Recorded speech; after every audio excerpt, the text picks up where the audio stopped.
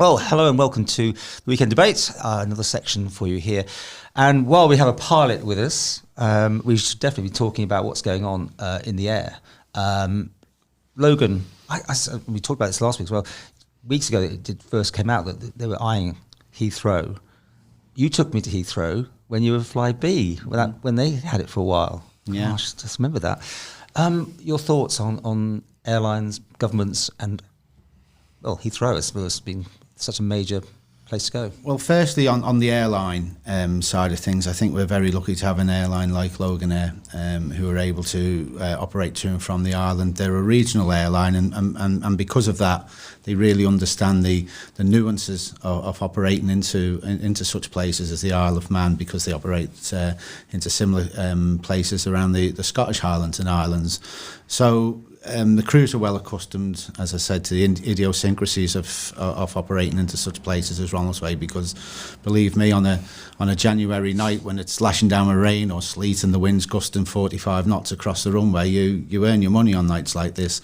So it's very good that their profile of operation very much fits what we are looking for. With regard to Heathrow, I think it's an excellent decision. It really is. Heathrow's Premier League airports are concerned. It serves every continent in the world except Antarctica. So, it really opens the Isle of Man up to the world. But you were flying there with, Flybe, and that we could see that was only going to be 6 months. Isn't this surely, while there's space available, we can get in there, but as soon as it gets busy again, we'll be thrown out? No, they're looking at allowing regional connectivity now, Heathrow. I think it's very much for them to, maybe this will get pushed back a few years now because of COVID, but they're really looking to open themselves up to regional connectivity by part of the criteria getting the third runway put in. As for the Flybe operation, it was completely different from what we're looking at now, insofar as Flybe were basically what's called slot sitting. So that slot that we operated was basically a dead slot in the middle of the day, wouldn't serve the business community or people like that particularly well because of the times of it, and the turnaround time was, I think it was about 2 hours. So it was long, wasn't it? Because that was an international sort of flight. Would have taken that long. Exactly, it was geared to a long haul operator, so it was part of it was a slot that belonged to one of the airlines, part of the Star Alliance, and rather than lose the slot, whilst they didn't have a route to use it on, Flybe took it on for that, just to keep it warm. Loganair now is going to be subsidised from the government, and we've already been told we're not allowed to know how much the subsidy is. Well, the subsidy is a good question, Eric, and to be perfectly honest, no airline on the planet at the moment can operate without a subsidy. Because of the way. Well, this is the thing that's on the internet today and yesterday. EasyJet are going to want some subsidy as well. Are they going to come back here? Well, they have had. They have had subsidy insofar as favourable landing fees at Ronaldsway. So they've done all right out of the Isle of Man. So I wouldn't. They will want equal to what Loganair get. Well, by the time Loganair. Hopefully by the time, EasyJet come back, I should say, I think all subsidies should be off, because EasyJet, the EasyJet model would not allow them to operate, they couldn't operate at the moment because of the closed borders, but certainly by virtue of their cost base, I think EasyJet, it costs, they realise, I think, about £157 per seat on an average sector, and it costs them £147 per sector to operate that. So they make £10 per seat per sector, which is, if you're carrying sort of 90 million passengers a year, then you do the maths, it's nigh on £1 billion profit. Why doesn't that work like it used to? It's the opposite now. If you left it till the day, if you wanted to go on holiday somewhere, and you could go and see who's got empty seats, and you could get a cheap fare. Right now, it's the other way around, isn't it? If you want a cheap fare, you have to book it 3 months in advance. Yeah, the world changed, didn't it? From wait to book early. Yeah, but it's all airlines want to get revenue in, so they're trying to sell the seats 6-7 months in advance. And but just before we move on, regarding the subsidy, this subsidy is money well spent, in my opinion, because when we get through this, Loganair, hopefully we'll be in a position to create a proper crude base here they have one already, but to expand the crude base, which they have here. So looking at employing local crew and having maybe 2 or 3 aircraft based here in order to operate. We're back to the days of Flybe then. So, the government, they're batting the wicket quite well, because, we're going to be recouping this money that's been outlaid in subsidy back many times over in the years to come through NI payments and tax. And also, it will, obviously, it puts money into the economy. The old saying of every pound spent on the island's worth £1.83 to the economy. So it's a win-win. I think the Guernsey experiment they did was very good. And I met quite a few of them on the golf course and said, what do you think of the Isle of Man? And they all said how good it was, the food was good, the hotels were good. Don't know which ones they were staying in, but there was no complaints at all. And I also know quite a group of people that I know that actually went to Guernsey, and they thought it was fantastic. So you think Logan's in for the long run? Because airlines come and go. I mean, you know that more than anybody. Well, how many times they open and shut that? Yeah, Loganair are committed to the Isle of Man because it fits their business model. It chimes well with them. And as I say, they've got the logistical set up. From are you on standby to do some flights? I wouldn't mind. I mean, we've had other pilots in house keys before now. True, yeah. What's your views on? I know it's typical transport, but the cruise ships building the dock. Oh, and just having them in this year. What do you think? Or next year rather? Do you think it's going to happen? I mean, they should never build a dock here for it. This big super thing that's going to be millions and millions. Yeah. And when these people come on a cruise, they might come off and go around the Isle of Man, but I bet you most of them don't still spend £10. Because why would you buy food when you're going back to your ship at night? You don't. I mean, I've done it. I mean, especially when it's all inclusive. Yeah. You don't do anything. What is the benefit of them cruise ships? I mean, okay, doing what they're doing now, the way they're coming in, but for the government to even consider building anything out there, I think it's ridiculous. The sad, I'm led to believe, it's a sort of sad story insofar as when they built the new breakwater, the Princess Alexandra Pier back in the early 80s, I think one of the plans was actually to have it sort of commencing from pretty much where Douglas Head Lighthouse is now, and create a dock between the existing battery pier and the new breakwater, which could have berthed, deep sea vessels in. So, I think that got defeated by a vote. It would have cost more than the Princess Alexandra Pier did. Incorporate into the new marina in Ramsey. Well, we'll do that another day. Do you think they're going to come in next year, these boats? I'd like to hope so, Paul. Yeah. I mean, business has to get back to normal. Travel has to get back to normal sooner or later. People want to travel, and travel companies, need the revenue. And to finish on the Heathrow thing, it was never busy. Well, certainly wasn't that when I went on it. Now, do you think there's a market that's going to build up there? Yeah, it allows the Isle of Man post-COVID to really get out into the world and to show that we're a place open for business. It allows us to punch our weight. We can market ourselves as a place where if you want to leave Singapore, for instance, at 4:00 our time this afternoon, then you can travel through one stop at London, your bag's through checked, and you can be walking through the office in Athol Street. But it's one flight a day, right, at the minute? Is it Heathrow? No, two. There is two, is there? Oh, right, beg your pardon. So I think, does it fit people's... Yeah, I mean, because it's the first wave departure, so I think the first wave departure will be 10 to 7, which is excellent for again, onwards connection and for the ability to do a day's business in London, and returning, I think, leaving Heathrow around about 10 to 8 of an evening. So we're basically back to what we had with Manx Airlines. If we could get we lost City, I mean, so it's just moving people around here. City's gone now. So it's been replaced by Heathrow, which is far better in my opinion. When you listen to the Manx radio at night time, I know it's not now because it's not getting the flights. Why are so many flights cancelled?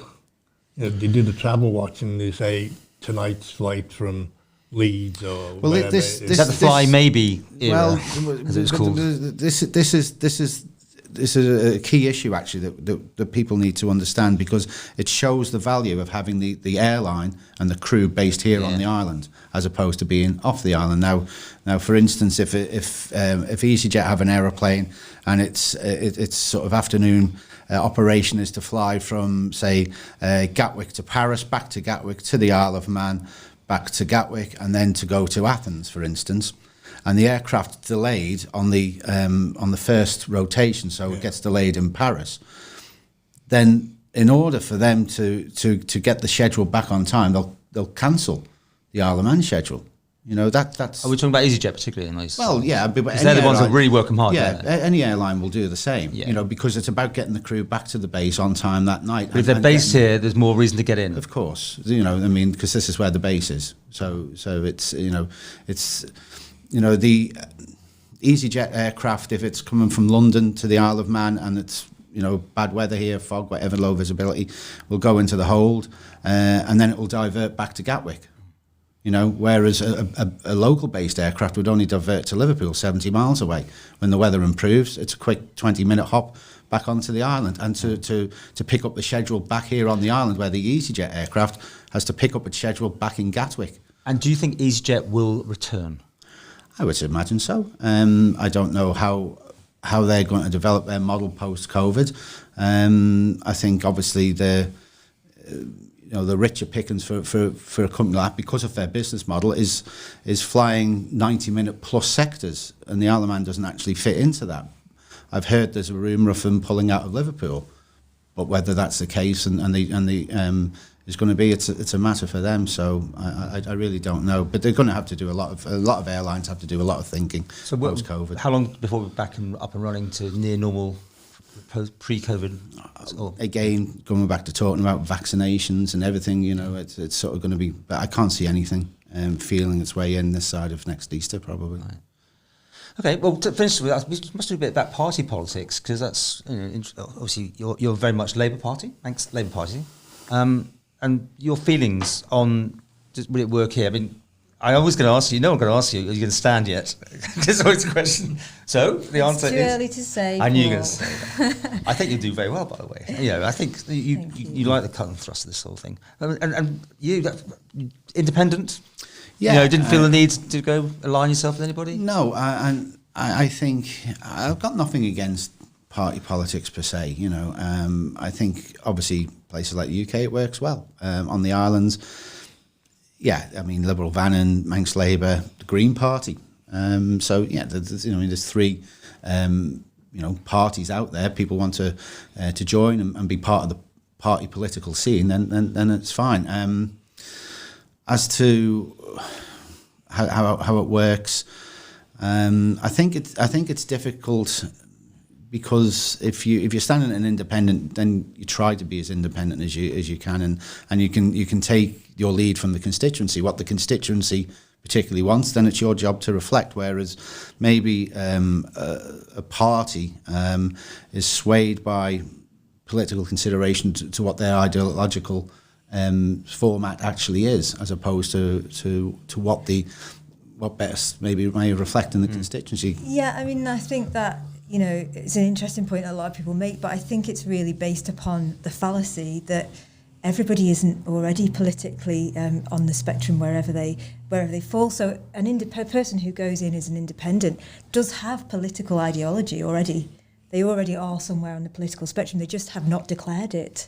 So it's a little bit more disingenuous, I find, that you're trying to, first of all, ascertain whether that person does fit in with your political ideology before you can vote for them as MHK, because if they're standing on an independent platform, you don't actually know what their political ideology is. And obviously, if you're standing on a party platform, you have declared that from the outset.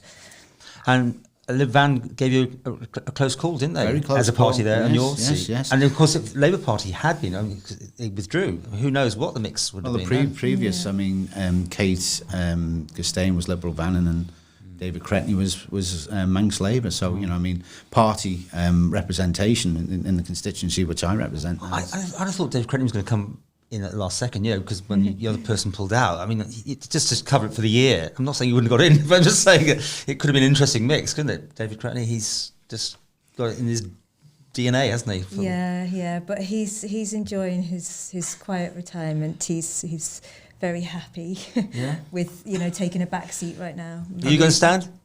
Definitely not. Oh. Not. Oh, I thought you'd stand on the bus issue. No, and not the commissioners either. Oh, yeah, because you were a commissioner. Yeah.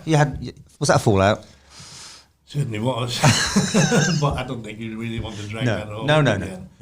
No. But Lib Van have got a bad reputation, if you like, for getting people in and then they change.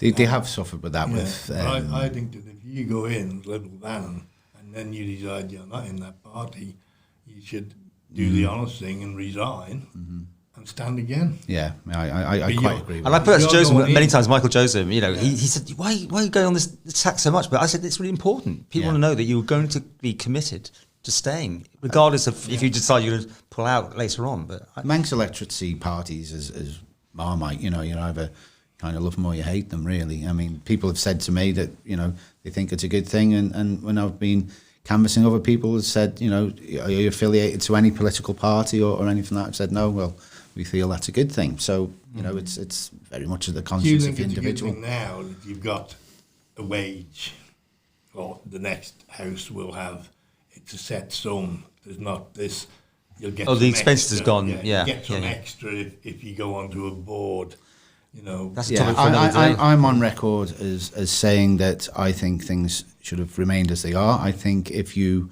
undertake the rewarding, enhancing and very challenging ministerial role, then you should be remunerated properly for it, because you do have a lot of responsibility. I don't feel that departmental members should suffer a pay cut as well, because they're willing to actually to go in there and do something rather than just say ride along on the sidelines. There's quite a lot there, isn't there, that they get an extra money. You have to do what Coleman says. Well, that's the other. Laurie Hooper learned that very quickly when he was on the Save campaign on the Treasury. He voted against the Treasury, and that was the end of him, was it? Al Khan sacked him from that job. I'm not sure what he's on now. There's, but there are things, Eric. You are quite right that there is a perceived, and whether how well it is perceived, notion that people will vote maybe against their conscience or against or for something that they fundamentally disagree with, purely from the fact that they are departmental members and they have to be seen to do that. Otherwise, then they're sacked and they end up on the back benches again. It's but losing their money has always been the problem, right? Yeah. Exactly. Now, that will change. Yes. They won't have the money to lose. So that's part of the explanation for us. If you take that Chris Thomas was sacked from the Cabinet Office because he voted against Coleman. This week or last week, I'm not sure which, the attorney, what's the new one they're appointing now? Oh, this new position on expenditure. Auditor General. Yeah, Auditor General. Alf Cannon voted against it. He was the only person who voted against it. Now, shouldn't he have been sacked then? It wasn't a Council of Ministers position. It was a free vote. It was a free vote, Eric. So he brought forward an amendment, and then Graham Crageen also brought forward Laurie Hooper brought forward an amendment, which the majority of us went with, and then Alf brought forward an amendment, and also, as I say, Graham Crageen. There was a feeling maybe there was a little bit of skullduggery going on following Graham's amendment put forward, so people kind of went with what Laurie. Skullduggery, surely not. Really? Oh, just to wrap this up. Oh, yes, sorry, go, please. Well, I was just going to say that obviously goes back to the issue of party politics, with Coleman having the block vote that tends to overwhelm the Parliament, and the backbenchers not being a unified team. They're obviously a disparate group who are standing on mostly independent platforms, and therefore they're not a united opposition. So in those terms, we don't actually have a well-functioning, healthy democratic system, because that is a tenet of a well-functioning parliament, is a functional opposition. I don't know. I think if if you disagree with the government, certainly if I disagree with something fundamentally, I'm more than happy to stand up and to try and take them to task on it and to scrutinise I think the point is that as one person you can't, whereas if you're part of a team, you're more able to do that. Comin are a team, but the backbenchers are a disparate group. Yeah. You see that last week, again, I'm not sure it was at Dinwood or House of Keys, and he wanted to suspend standing orders to carry on with the questions. It's quite often the case that they put forward. They normally block it, don't they? 9 ministers and 2 wannabe ministers that voted that down. Yeah. You know, and you went home at 6:30. You know, you've got the chance you can sit on Wednesday, Thursday and Friday if you need to. So if the questions are there, they should be answered. Mm-hmm. But having said that, you'll get a question like this week, how many bank holidays is there next year? Does that need to be asked in Tynwald? There are That questions. is one of the questions from Castletown. Okay, how are you finding it? Very, very enjoyable. It's challenging. It's it's eye-opening. It's a strange constituency insofar as I think we were talking about before. It's the most socially diverse constituency, I think, on the island. So there's a lot of different issues around. So, I've enjoyed meeting so many people, trying to get to grips with some issues on their behalf, and it's ongoing. And you're on no boards, are you? No departments? No, your choice at the beginning to say that. I said that before. Yeah. I really want to sort of try and work my best in the constituency over the remaining year of this Parliament. But you'll go on next time if you're lucky. Well, it depends. Firstly, you've got to be re-elected, which is obviously. What departments are you going to go on when you when you say you're going to stand? Would you like anything in particular? It's far too soon to talk about that. Oh, see, I'm just trying to. Okay, but it's enjoyable. I mean, departmental work can be very enjoyable, specifically if you have a deep-rooted interest in that particular department. You know, things that interest me, like Department for Enterprise. You know, they got some really good people in there. Department for Infrastructure. So yeah, there's a lot of scope. I'm probably one of the sad people. I actually listen the Tynwald question times every time, and if I can fit in the Tynwald one, I'll listen to that. Obviously, sometimes not the full 3 days when they're on, but when you actually go up, because I've been up a few times now, and you go in there, it's totally different to what you think it is. For one thing, you can see the members and the way that that's they why behave. I film it, because it's very important for people to see these things, isn't it? I mean, it does sound different on the radio. Yeah, just if anybody wants to have a look and see how people react, just have a look at question 3 from the House of Keys and see how the minister handled that. It's totally different. I was too busy watching you because I think you were going to not be able to contain yourself, because you did very well. It was very... it was tough, wasn't it? Yeah. Because you just wanted to join in that discussion. Yeah, but... to actually go there and see it, I think it's good, and more people should go and have a look. But the one big complaint about that is when it's Tynwald and you're in the gallery up above, and you've got this wall in front of you, you can only see half the members. Yeah, well, I sit in the bottom left-hand corner. You're out from the president's chair, so I'm.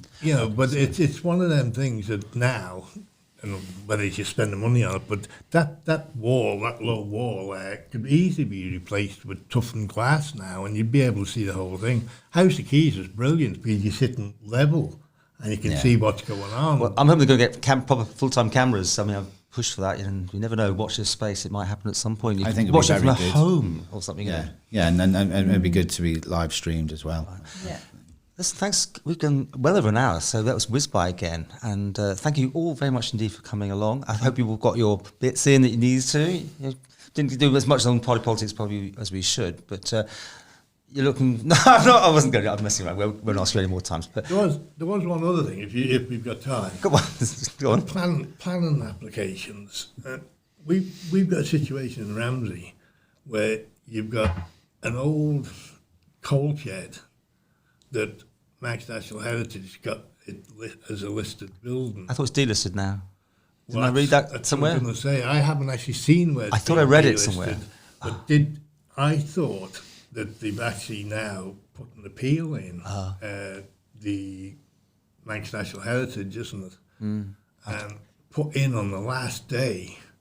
And why do you want to register a shed? You know, and they're saying that it's old Manx stone. If you build next to it, you won't be seeing that stone. It's not a shed, I know it's a building, isn't it? You're being provocative. Well, it's the one thing it's empty, with isn't it? though. It's empty. Yeah. Hemmings owns it, and the empty spot alongside it, and he intended to build offices there, and he's on record as saying an e-gaming company was prepared to move to Ramsey and build new offices there for them. When they've done this with the planning applications, and they're not allowed to pull it down now, they pulled out. Planning is another thing we must do another day. I mean, I always think of the Palace Lido just down here. How on earth did that ever get pulled down? But, you know, some of things the do. planning should be going back to local commissioners, local authorities. Okay. Virtually, you can comment, and that's it. And the ridiculous situation in Ramsey was that they wanted to put up a tower by the Albert Tower, and Ramsey commissioners couldn't object or approve it because it wasn't in Ramsey. It's in Mackle, in Garth, you know. But it was Ramsey is looking at it all the time, and they weren't allowed to even comment. Well, things changed. At one stage, anyone could do anything, you know, object to anybody's planning. Anyway, we better hold it there. Thank you anyway, again, very much indeed, and thank you for watching our weekend debate.